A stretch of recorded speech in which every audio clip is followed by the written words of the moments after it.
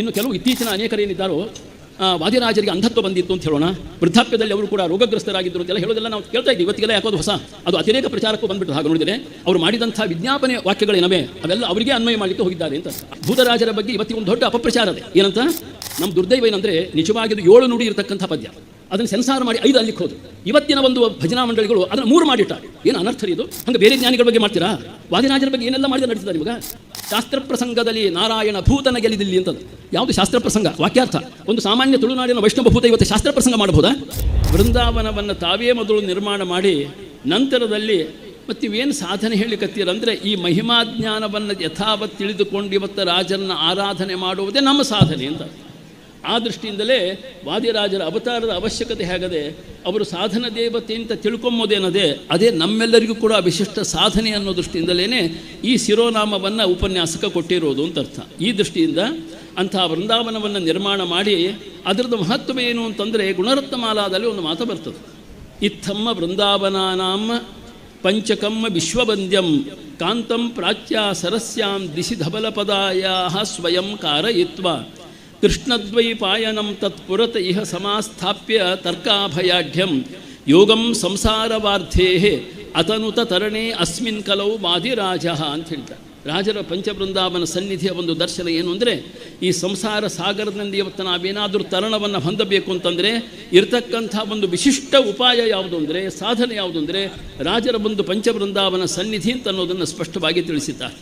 ಆ ದೃಷ್ಟಿಯಿಂದಲೂ ಕೂಡ ತಾವೇ ಅಂಥ ಹಯಗ್ರೀವಾದಿ ಅನಂತ ಭಗವದ್ ರೂಪಗಳ ದಿವ್ಯ ತಾಣ ಆಗಬೇಕು ತಮ್ಮ ವೃಂದಾವನ. ಇತರ ವೃಂದಾವನ ವೈಲಕ್ಷಣ್ಯ ಇರಬೇಕಿಲ್ಲೇ, ಹಿರಿಮೆ ಇರಬೇಕು, ಮಹಿಮೆ ಇರಬೇಕು ಅಂತ ಅನ್ನೋದನ್ನು ಮನಗಂಡಂಥ ರಾಜರು ಹಯಗ್ರೀವ ದೇವರ ಒಂದು ಸಂಕಲ್ಪಾನುಸಾರ ಇಚ್ಛಾನುಸಾರವಾಗಿ ಅಂಥ ಪಂಚವೃಂದಾವನವನ್ನು ತಾವು ನಿರ್ಮಾಣವನ್ನು ಮಾಡಿದರು. ಯಾಕೆ 5 ಮಾಡಿದರು? ಒಂದರಲ್ಲೇ ಪ್ರವೇಶ ಮಾಡಬಹುದಾಗಿತ್ತಲ್ಲ ಅಂತ ಯಾರಾದರೂ ಅಂದರೆ, ತಾವು ವಾಯುದೇವರಂತೆ ಪ್ರಾಣಾದಿ ಪಂಚರೂಪ ವೈಭವ ಭಾವ್ಯರು ಅಂತ ಅನ್ನೋದನ್ನು ಸ್ಪಷ್ಟವಾಗಿ ತಿಳಿಸಲಿಕ್ಕಾಗಿ ಪರಮಾತ್ಮನ ಒಂದು ವಿಶೇಷ ಆಜ್ಞೆಯಿಂದ, ಯದ್ಯಪಿ ಅವರು ವಾಯುದೇವರೊಂದಿಗೇ ನಮ್ಮ ದೇಹದಲ್ಲಿ ಕೂಡ ಇತರ ತತ್ವಾಭಿಮಾನಿಗಳಿಗೆ ಪ್ರೇರಕರಾಗಿದ್ದಾರೆ ಅಂತ ಅನ್ನೋದು ನಮಗೆ ವೃಂದಾವನಾಖ್ಯಾನದಿಂದ ಮಾತ್ರ ಸುಸ್ಪಷ್ಟವಾಗಿ ನಮಗೆ ತಿಳಿತಾ ಇದೆ. ಏವಂ ಅಂದರೆ ಈ ನಿಮಿತ್ತದಿಂದ ಅವರು ಪಂಚವೃಂದಾವನದಲ್ಲಿ ಕೂಡ ಪಂಚರೂಪಗಳನ್ನು ಸ್ವೀಕಾರ ಮಾಡಿ 5 ತೇಜೋರೂಪಗಳನ್ನು ಸ್ವೀಕಾರ ಮಾಡಿ ಪ್ರವೇಶ ಮಾಡಿದ್ದು. ಯಾವ ನಿಜಪುರಂದರ ವಿಠಲರು ಈ ಮಾತನ್ನು ಹೇಳ್ತಾರೆ. ಮಿಂಚಿನಂದದಿ ಪೊಳೆವ ಮಹಿಮರ ಅಂತ ಒಂದು ಮಾತು ಬರ್ತದೆ. ಕಂಡೆ ರಾಜರ ಕಂಡೆ ಅಂತ ಅನ್ನೋದು ಅದರ ಅರ್ಥ ಮಿಂಚು ಅನ್ನೋ ತೇಜೋರೂಪವಾದಂಥದ್ದು. ಪ್ರಾಣಾದಿ 5 ತೇಜೋರೂಪಗಳನ್ನು ತಾವು ಕೂಡ ಸ್ವೀಕಾರ ಮಾಡಿಕೊಂಡು ಪಂಚವೃಂದಾವನದಲ್ಲಿ ಅವರು ಪ್ರವೇಶವನ್ನು ಹೇಗೆ ಮಾಡಿದರು ಅಂದರೆ, ದೇಹತ್ಯಾಗಾದಿಗಳನ್ನು ಮಾಡಲಿಲ್ಲ, ಅವರು ಸಶರೀರವಾಗಿಯೇ ವೃಂದಾವನ ಪ್ರವೇಶ ಮಾಡಿರೋದು. ಇವತ್ತಿಗೂ ಕೂಡ ರಾಜರು ಕಮನೀಯ ರೂಪದಿಂದ ನಾನು ಇದ್ದೇನೆ ಅಂತ ಆಖ್ಯಾನದಲ್ಲಿ ಹೇಳಿ ಅದನ್ನೇ ಚಿಂತನೆ ಮಾಡಬೇಕು ಅಂತ ಅಪ್ಪಣೆಯನ್ನು ಮಾಡಿದರು. ಪಂಚವೃಂದಾವನೆ ಪುಣ್ಯೆ ಕಮನೀಯಂತು ಮಾಮಸ್ಮರ ಅಂತದ ನೋಡಿ, ನಾನು ಕಮನೀಯ ರೂಪದಿಂದಲೇ ಇದ್ದೇನೆ ಅಂತ ಅರ್ಥ. ಯಾಕಂದರೆ ಸಾಕ್ಷಾತ್ ರಮಾನಾರಾಯಣರ ಸಂಕಲ್ಪಕ್ಕನುಗುಣವಾದಂಥ ಸಾಧನವನ್ನು ಮಾಡತಕ್ಕಂಥವರೇ ರುಜುಯೋಗಿಗಳು, ರುಜುದೇವತೆಗಳು ಅಂತಿರೋಣದರಿಂದ ಅವರ ಸಂಕಲ್ಪ ಎಲ್ಲಿಯವರೆಗೆ ಹಾಗೇ ಕಮನೀಯ ರೂಪದಿಂದ ಇರಬೇಕು ಅಂತ ಉಂಟೋ ಅಲ್ಲಿಯವರೆಗೆ ಅದೇ ರೂಪದಿಂದಲೇ ಇರತಕ್ಕಂಥ ಒಂದು ವಿಶಿಷ್ಟ ವೈಭವ ಅದು. ಇನ್ನು ಕೆಲವು ಇತ್ತೀಚಿನ ಅನೇಕರೇನಿದ್ದಾರೋ ವಾದಿರಾಜರಿಗೆ ಅಂಧತ್ವ ಬಂದಿತ್ತು ಅಂತ ಹೇಳೋಣ, ವೃದ್ಧಾಪ್ಯದಲ್ಲಿ ಅವರು ಕೂಡ ರೋಗಗ್ರಸ್ತರಾಗಿದ್ದರು ಅಂತೆಲ್ಲ ಹೇಳೋದೆಲ್ಲ ನಾವು ಕೇಳ್ತಾ ಇದ್ದೀವಿ. ಇವತ್ತಿಗೆಲ್ಲ ಯಾಕೋದು ಹೊಸ ಅದು ಅತಿರೇಕ ಪ್ರಚಾರಕ್ಕೂ ಬಂದುಬಿಟ್ರು. ಹಾಗೆ ನೋಡಿದರೆ ಅವರು ಮಾಡಿದಂಥ ವಿಜ್ಞಾಪನೆ ವಾಕ್ಯಗಳೇನವೆ ಅವೆಲ್ಲ ಅವರಿಗೆ ಅನ್ವಯ ಮಾಡಲಿಕ್ಕೆ ಹೋಗಿದ್ದಾರೆ ಅಂತ ಅರ್ಥ. ಆ ರೀತಿಯಾಗಿ ಯದಿ ದಿಶಸಿನಯನ ಪಟುತಾಂತರಿಹಿ ಭವಚ್ಚರಣ ಕಮಲ ಸೇವಾಯೈ ಆಯಾಸ್ಯಾಮಿ ದಯಾಲೋ ಕೃಷ್ಣ ನಚೇತ್ ಪೂಜೆಯಾಮಿ ಕಥಮಂಧ ಅಂತ ಒಬ್ಬ ಭಕ್ತನಿಗೋಸ್ಕರವಾಗಿ ಈ ಸ್ತೋತ್ರವನ್ನು ಮಾಡಿಕೊಟ್ಟು ಪರಮಾನುಗ್ರಹವನ್ನು ಮಾಡಿದಂಥ ರಾಜರ ಮಹಿಮಾವನ್ನು ತಿಳಿದೇ ಇರತಕ್ಕಂಥ ಕೆಲವು ವಿದ್ವಾಂಸರು ಇವತ್ತಿಗೆ ವಾದಿರಾಜರಿಗೂ ಅಂಧತ್ವ ಬಂದಿತ್ತು ಅಂತ, ಪಲ್ಲುಗಳು ಬಿದ್ದವು ಕಣ್ಣು ಕಾಣದಾಯಿತು ಅಂತ ಒಂದು ಪದ್ಯವನ್ನು ಅವರೇ ಮಾಡಿದ್ದದೆ. ಆದರೆ ವಾದಿರಾಜರು ತಮ್ಮ 5ನೇ ಪರ್ಯಾಯವನ್ನು ಕೇವಲ ಸೋದೆಯಲ್ಲಿ ಮಾತ್ರ ಮಾಡಲಿಲ್ಲ, ಅವರು ಇವತ್ತು ಉಡುಪಿಯಲ್ಲಿ ಕೂಡ ಮಾಡಿರ್ತಕ್ಕಂಥ ಒಂದು ಅದ್ಭುತವಾದ ಇತಿಹಾಸದೇ.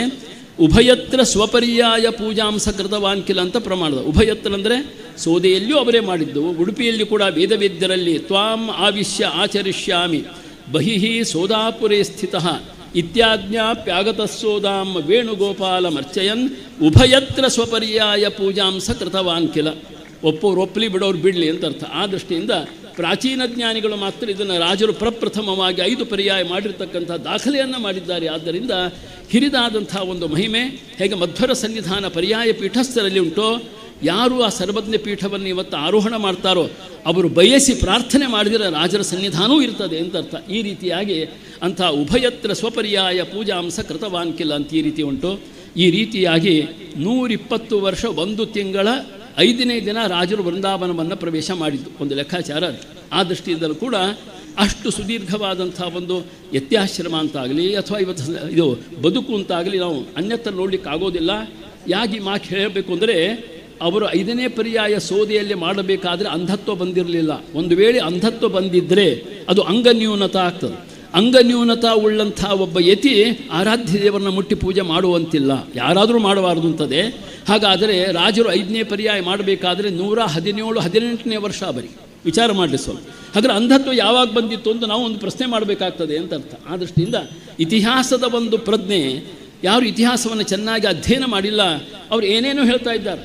ಇದಕ್ಕೆ ಇನ್ನೊಂದು ಉದಾಹರಣೆ ಇದೆ, ಭೂತರಾಜರ ಬಗ್ಗೆ. ಅದು ಹೇಳಿಲ್ಲ ನಾನು ಹಾಗೆ ನೋಡಿದರೆ. ಭೂತರಾಜರ ಬಗ್ಗೆ ಇವತ್ತಿಗೊಂದು ದೊಡ್ಡ ಅಪಪ್ರಚಾರ ಇದೆ. ಏನಂತ, ತುಳುನಾಡಿನಲ್ಲಿ ಭೂತಾರಾಧನೆ ಅನ್ನೋದು ಸಾಮಾನ್ಯವಾದದ್ದು. ಆದ್ದರಿಂದ ವಾದಿರಾಜರು ಒಂದು ವೈಷ್ಣವ ಭೂತವನ್ನು ಅಧೀನಪಡಿಸಿಕೊಂಡು ಇಷ್ಟೆಲ್ಲ ತೋರಿಸ್ತಾ ಇದ್ದಾರೆ ಅಂತ ಹೇಳ್ತಾರೆ. ಇದಿಲ್ಲ, ಎಲ್ಲದ ಪ್ರಮಾಣ ಕೊಡಬೇಕು ಅವರು. ಇದು ಈ ರೀತಿ ಹೇಳ್ತಕ್ಕವರು, ರುಜುತ್ವ ನಿರಾಕರಣೆ ಮಾಡ್ತಕ್ಕವರು ಮಾತ್ರ ಅಪಲಾಪ ಮಾಡಬಹುದೇ ಹೊರತು ಬೇರೆಯವರು ಯಾರೂ ಇಂಥದ್ದನ್ನು ಮಾಡಲ್ಲ. ತಿಳಿತಾ, ಅದು ಅಂಥ ಭೂತ ಅಲ್ಲ, ಅದು ವೈಷ್ಣವ ಭೂತ ಅಲ್ಲ ಅಂತ ಅರ್ಥ. ಸಾಕ್ಷಾತ್ ನಾರಾಯಣಾಚಾರ್ಯರೇ ವಾದಿರಾಜರಲ್ಲಿ ಅಧ್ಯಯನ ಮಾಡಿದವರು ಪ್ರಕಾರಾಂತರದಿಂದ ಪರೀಕ್ಷೆ ಮಾಡಲಿಕ್ಕೆ ಹೋಗಿ ಅವರಿಂದ ಶಾಪಗ್ರಸ್ತರಾಗಿ ಅವರಿಂದಲೇ ಮೋಚನೆಯನ್ನು ಹೊಂದಿ ಇವತ್ತಿಗೂ ಅದೃಶ್ಯರಾಗಿ ರಾಜರ ಸೇವಾವನ್ನು ಮಾಡಿ ಹಂಸಾರೂಢರ ವಂಶಪೋಷರ ಅಂತೇನು ಇವತ್ತು ಭೂತರಾಜ ಕವಚದಲ್ಲಿ ಹೇಳಿದ್ದಾರೋ ಆ ರೀತಿ ಹಂಸಾರೂಢರ ಒಂದು ರಕ್ಷಣೆಯನ್ನು ಮಾಡಲಿಕ್ಕೆ ಭೂತರಾಜರು ಕ್ಷೇತ್ರ ಪಾಲಕರಾಗಿಯೂ ಪೂಜಿತರಾಗಿಯೂ ಕೂಡ ಅನೇಕ ಕಡೆಗೆ ಅವರು ಸನ್ನಿಹಿತರಾಗಿದ್ದಾರೆ ಅಂತ ಅನ್ನೋದನ್ನು ನಾವು ತಿಳ್ಕೋಬೇಕಾಗಿತ್ತು. ಆ ದೃಷ್ಟಿಯಿಂದ ಇದೊಂದು ವೈಷ್ಣವ ಭೂತ ಅಂತ ಈ ರೀತಿ ಹೇಳಿದರೆ ಅವರಿಗೊಂದು ಪ್ರಶ್ನೆ ಈ ವೇದಿಕೆಯಿಂದ ನಾನು ಮಾಡಬೇಕು ಅಂತ ಮಾಡೇನೆ. ಆಯ್ತು, ಮುಗಿಸೇ ಬಿಡ್ತೀನಿ, 2 ನಿಮಿಷದೇ. ಏನಂದರೆ, ಶಾಸ್ತ್ರ ಪ್ರಸಂಗದಲ್ಲಿ ಎಲ್ಲರೂ ಹಾಡಂತೀರ ನೋಡ್ರಿ ನೀವೆಲ್ಲ, ವಾದಿರಾಜ ಮುನಿಪ ಅಂತ ಹಾಡಂತೀರಲ್ಲ. ನಮ್ಮ ದುರ್ದೈವ ಏನಂದರೆ ನಿಜವಾಗಿದ್ದು 7 ನುಡಿ ಇರತಕ್ಕಂಥ ಪದ್ಯ, ಅದನ್ನು ಸೆನ್ಸಾರ್ ಮಾಡಿ 5 ಅಲ್ಲಿಕ್ಕೆ ಹೋದರು. ಇವತ್ತಿನ ಒಂದು ಭಜನಾ ಮಂಡಳಿಗಳು ಅದನ್ನು 3 ಮಾಡಿಟ್ಟ. ಏನು ಅನರ್ಥರಿ ಇದು? ಹಂಗೆ ಬೇರೆ ಜ್ಞಾನಿಗಳ ಬಗ್ಗೆ ಮಾಡ್ತೀರಾ? ವಾದಿರಾಜರ ಬಗ್ಗೆ ಏನೆಲ್ಲ ಮಾಡಿದರೆ ನಡೀತದ ನಿಮಗೆ? ಈ ಅಬದ್ಧ ಮಾಡಬಹುದಾ? ಶಾಸ್ತ್ರ ಪ್ರಸಂಗದಲ್ಲಿ ನಾರಾಯಣ ಭೂತನ ಗೆಲ್ಲಿದಿಲ್ಲಿ ಅಂತದ. ಯಾವುದು ಶಾಸ್ತ್ರ ಪ್ರಸಂಗ? ವಾಕ್ಯಾರ್ಥ.